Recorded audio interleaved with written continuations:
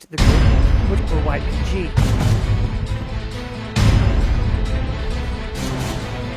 British-led Syrian signs of rising tension in 2016. In December, Turkish-backed rebel Syria की सत्ता पर 53 साल से काबिज रही असद के खानदान की हुकूमत का अंत हुए 75 दिन से ज्यादा हो गए हैं। लेकिन पूर्व राष्ट्रपति बशर असद अपने परिवार के साथ रूस की शरण में है। लेकिन असद के जाने से न तो सीरिया के दिन फिरे और न ही सीरिया का मुस्तकबिल तय हो सका, बल्कि अब तो सीरिया पर हुकूमत को लेकर नया खतरा मंडराने लगा है। इस नए खतरे की वजह से सत्ता पर काबिज एचटीएस को सुकून नहीं बल्कि संघर्ष का सामना करना पड़ेगा। ये संघर्ष तब तक जारी रहेगा जब तक सीरिया के टुकड़े नहीं हो जाएंगे। दरअसल इस तरफ वहां के हालात इशारा कर रहे हैं। इस समय सीरिया के हालात बता रहे हैं कि वहां आईएसआईएस सिर उठा चुका है। ऐसे में सीरिया पर टुकड़े होने का खतरा बढ़ गया है। सीरिया में असद शासन के तख्ता पलट के बाद वहां के हालात सुधरने की उम्मीद सबको थी, लेकिन अब वहां के हालात और भी ज्यादा भयावह हो गए हैं। असद की हुकूमत के खिलाफ फिर शुरू हुई बगावत अब असद शासन के खात्मे के बाद आपसी स्वार्थ और टकराव में तब्दील हो गई है। एक तरफ एचटीएस यानी हयात तहरीर अस्लाम है, तो दूसरी तरफ आईएसआईएस कुर्द्स और तुर्की है, जो कि सीरिया की सत्ता में और क्षेत्रों में अपना हिस्सा चाहते हैं।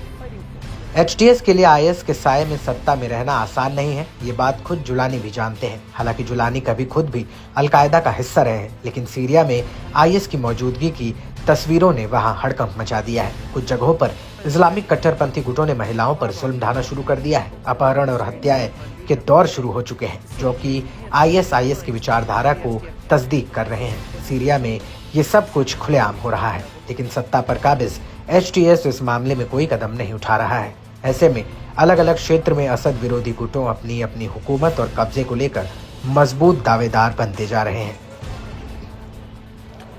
एक अनुमान के मुताबिक उत्तरी सीरिया पर तुर्की का कब्जा होगा, क्योंकि असद सरकार के खात्मे में तुर्की का बड़ा रोल रहा है। विद्रोहियों के उस गुट का तुर्की लगातार समर्थन करता रहा है, जो रूस और असद सरकार का विरोध करते रहे हैं। अब तुर्की खुद को सीरिया के संरक्षक के तौर पर देख रहा है। वहीं पूर्वी सीरिया पर कुर्द समर्थक दल संघर्ष करेंगे, जबकि मध्य सीरिया को आईएसआईएस अपना क्षेत्र घोषित करेगा। बंटवारे के तहत ये हिस्सा आईएसआईएस के हाथ में आ सकता है, जबकि मध्य दक्षिण सीरिया तक ही एचटीएस समर्थकों समेत शासन करेगा। हाल ही में अहमद अल शरा उर्फ अबू मोहम्मद अल गुलानी ने तुर्की का दौरा किया, जिसके बाद सीरिया के बंटवारे को लेकर रोड मैप लगभग तय हो गया है। हालांकि इसे एक डील के तौर पर भी देखा जा रहा है। अब गुलानी अंकारा जाने से पहले उम्रा करने के लिए मक्का भी पहुंचे थे। बड़ा सवाल यह है कि मध्य सीरिया पर आईएसआईएस का कब्जा वहां के हालातों का किस तरह से फायदा उठाएगा। क्या ये एक सोची समझी रणनीति है, या फिर आईएसआईएस के सामने गोलानी सरकार भी मजबूर है। ऐसे में सीरिया के टुकड़े होने से रोक पाना मुश्किल है।